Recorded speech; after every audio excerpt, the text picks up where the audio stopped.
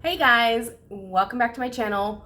Pardon me while I continue finishing my foundation as I intro this video. If you're new here, hi, my name is Ashmere. I'm a makeup enthusiast. I was a makeup professional for many, many years, and now I just get to play with it all. So I think arguably I have the better end of the deal now. And mostly, I think this year, 2023, I'm dedicating to falling back in love with some old products in my collection. And I'm hoping to kind of, motivate you to do the same. In an attempt to, consume a little less. Obviously, everybody's kind of watching their pennies right now, but also like appreciate some of the good stuff that's come out in the past because I just haven't been super inspired to go out and spend money on the newness that's out there. And that makes me so sad because that's always, it's kind of what drives our industry, right? Innovation drives the beauty industry. It pulls people in to buy. And it just hasn't happened for me this year. I can't think of a single launch where I gotta run out and get it. So instead, here I am focusing on old stuff. And today, I'm also going to focus on a few questions I get constantly from people, friends, loved ones, people who know I've been in the industry for a long time. I always get kind of the same general questions, so I figured I can chat about those here. So welcome. On my face right now is Charlotte Tilbury's Airbrush Flawless Foundation, albeit with some tweaks. So I got this... I think it was a BoxyCharm months ago.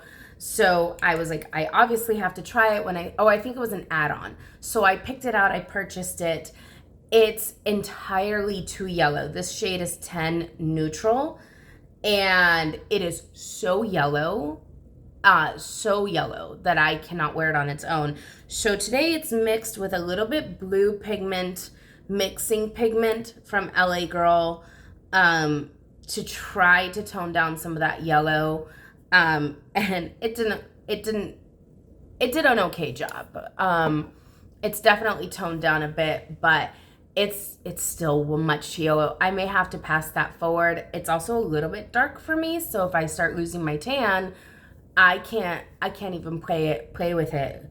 So I might pass that on. I know somebody who that shade might actually look really good on, and she'll use some bronzer to make it work even better. So I'm gonna pass that one forward. But that's a trick I do get asked a lot. What happens if I buy a foundation color and it's not the right color, and for whatever reason you can't return it, right? A lot of people don't like to return cosmetics. I appreciate that. Having worked in the retail aspect of it for so many years, it's nice when people just kind of like, well, I bought it, it sucked. I'll find a way to make it work. I'll fix it. Pay it forward. I'll do something, because there's so much waste in the industry, and I'm not huge on. I'm admittedly not a major environmentalist. Like, I'm not like all the time like concerned about the environment. Admittedly so. But I still do like to, if I'm buying something, like, I own up to it. It's not the company's fault, unless it's like, if it's such a bad formula that I'm like, nobody's gonna like this, I might take it back. But if it's just my own fault, like I bought the wrong color,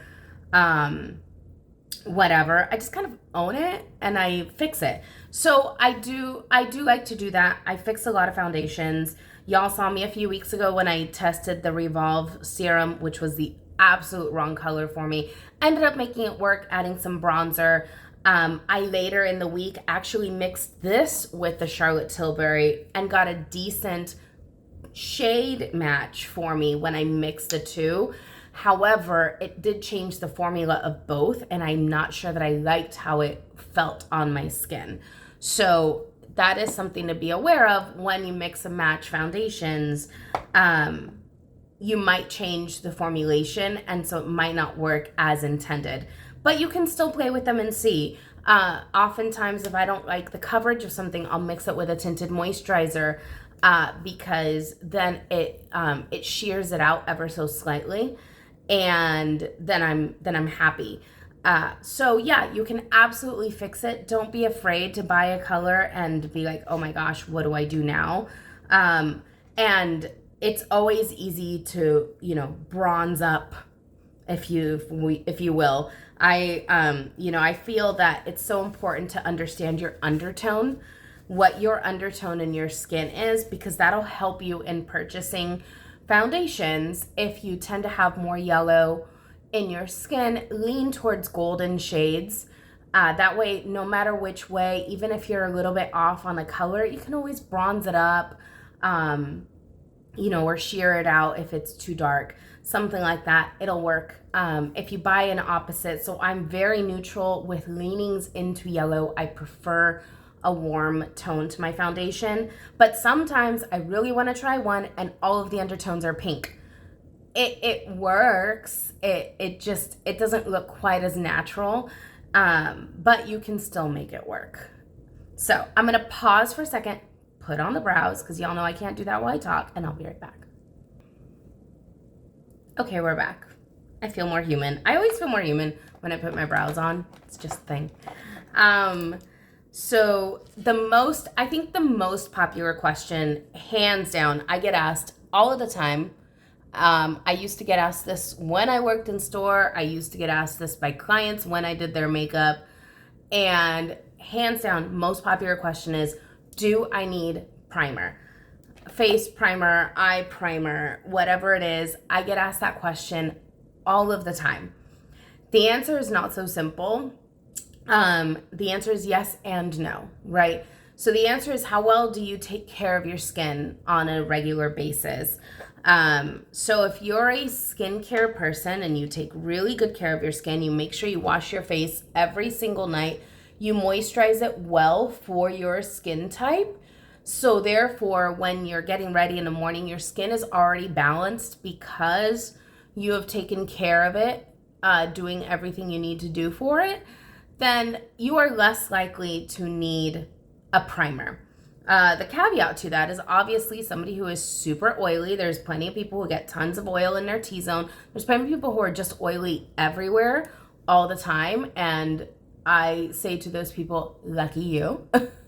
Because your skin is going to retain its moisture longer as you age, and it's a great problem to have. It's not a fun problem to have, but it is a great problem to have. We have all been blessed with little things that make us unique and perfect in our own ways.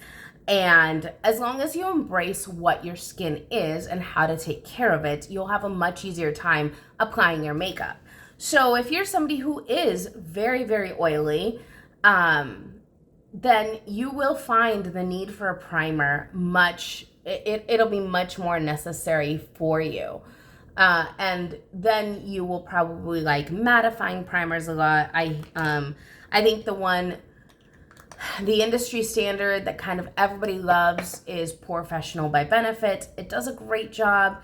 It helps, even I will use it when I have special occasions and I want to make sure I look extra flawless and everything. I will throw some Porefessional right in here where I have a more pronounced pores. And, under my chin, just to make myself look even more flawless. It's a beautiful primer. There are so many out there, though. There isn't an answer for everybody, and there are dupes for everything. So the answer is yes and no. It's really about how you take care of your skin. Again, the better your canvas is before you start, the less you have to put on top of it. So that takes me back to, is skincare necessary? 1,000%. I don't care what kind of skin you have, skincare is necessary. And if you take better care of yourself and better care of your skin, you will have an easier time applying makeup and making it look flawless, because makeup is not magic. Well, I take that back. It can be magic. But at the end of the day, it always helps to have a beautiful canvas. A beautiful canvas makes everything perfect. So take really good care of your skin. Make sure to wash your face.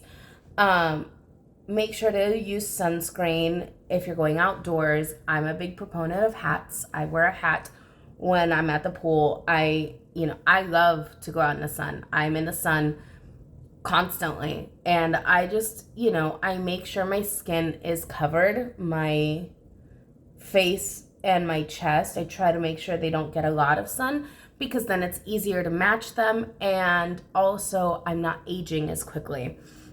Very important. The sun does age you, and as you age, it's horrible to say, but it's accurate. As you age, your makeup, it becomes harder to do your makeup. Things happen to your skin. You get more dehydrated, you get more lines and wrinkles. All of those things are going to make it more difficult for you to put your makeup on.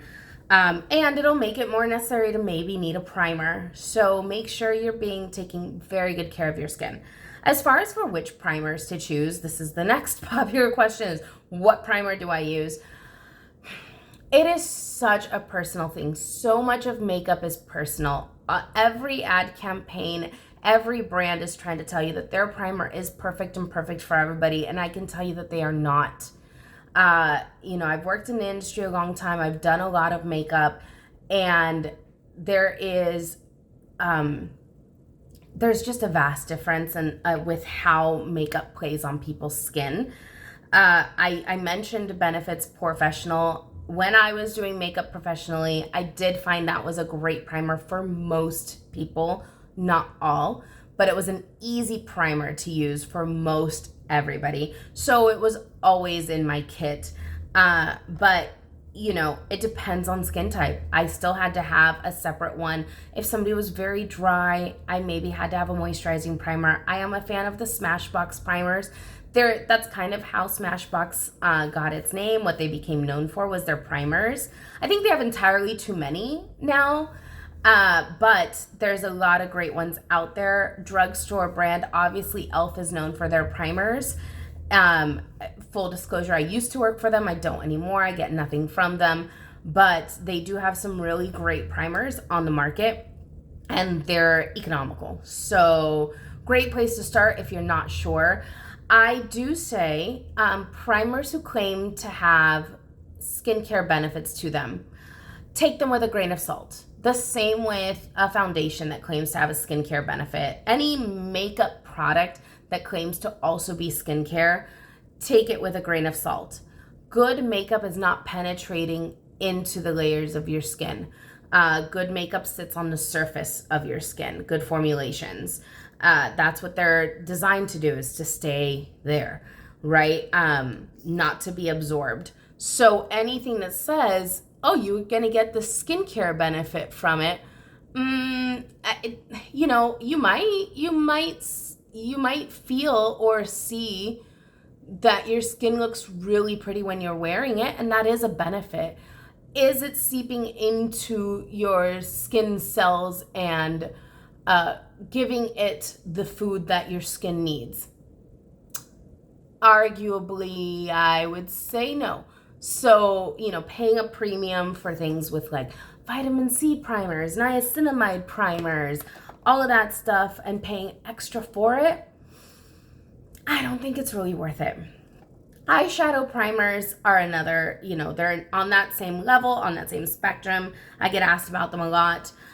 I have two answers for this. Again, if you have really oily lids, they might be necessary for you. If you're not somebody with super oily lids, I am not. I always feel that a good eyeshadow palette, any eyeshadow palette worth its salt on normal skin, will work beautifully even without primer. If I have to use a primer, I automatically rule that out as a good eyeshadow palette. And I have done that. Does that mean I get rid of them? No, it's one of those like, okay, well, I have to fix it. So now I need an extra item to make this eyeshadow palette work. And then it's just, if I've already bought it and I like the color scheme, awesome. If I don't love the color scheme, I might gift it forward and, tell them, hey, use an eyeshadow primer with this. It's not that great. It all depends on if it's worth my time or not. That just depends on how much I really love the color scheme. But eyeshadow brands that come off the top of my head that I absolutely love the formulas all the time. There are a lot of prestige, right? So Urban Decay, I love Urban Decay formulas. The original Urban Decay palettes are still, the Naked palettes are still some of my absolute palettes ever, and they hold up.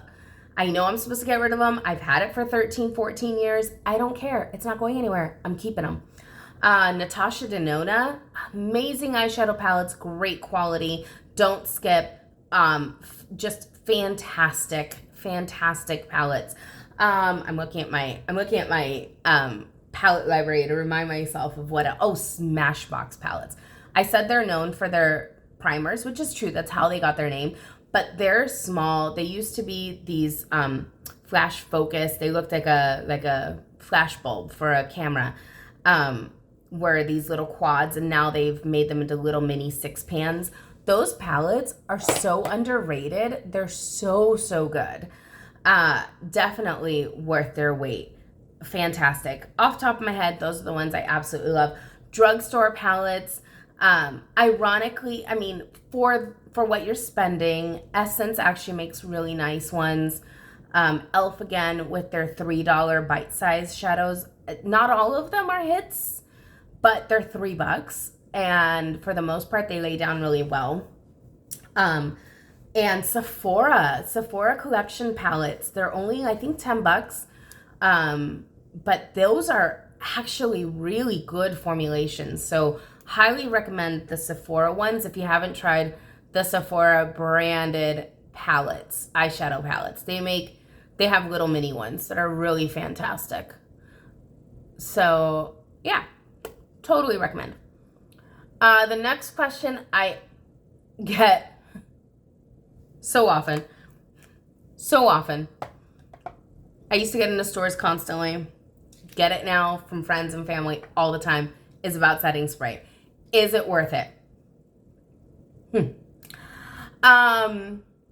No.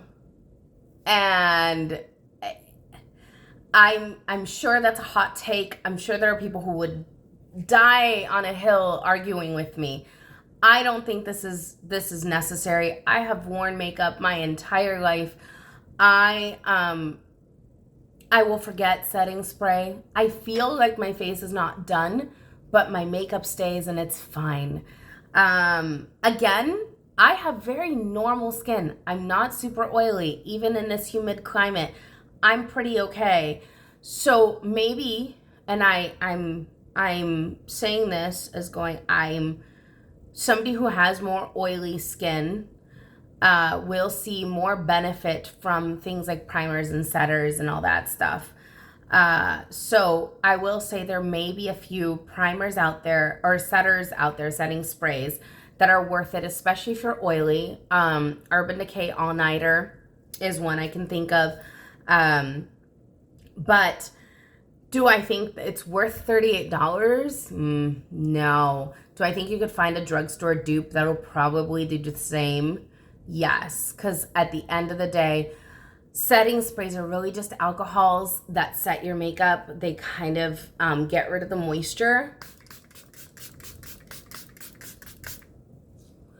And help your makeup just stay in place. I don't think it's proven. I don't think there's any science behind it, to be honest. I think all that you can claim are perception studies, and perception studies are flawed. Most makeup is about your perception and what you see and what you feel. So if you feel like your setting spray is doing its job, it's great. Now, if I'm setting somebody up with a brand new makeup line and they've never done makeup before, am I gonna hard sell them a setting spray? No.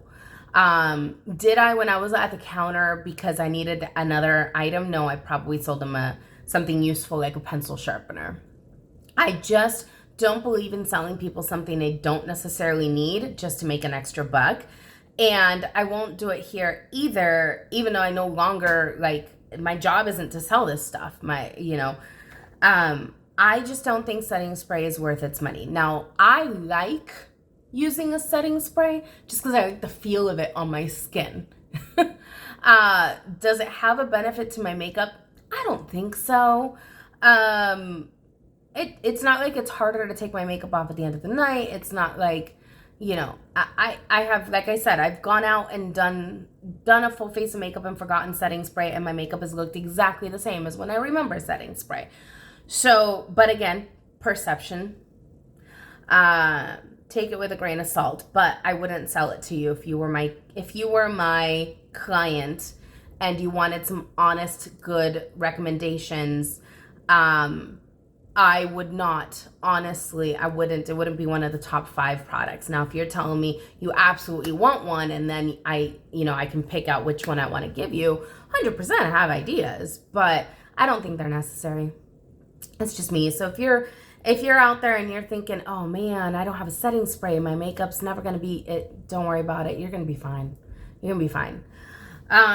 So that's kind of it. Some hot takes, I guess. I'm sure there are more questions I usually get asked, and there's a whole slew of other questions we can talk about in skincare. If you have a burning question about cosmetics or skincare that you've always wanted to ask and you want someone to tell you the blunt, honest truth, I'm happy to do that for you. Send me your questions. Let me know what you think. And thank you for tuning in. I'll see you in the next one. Bye.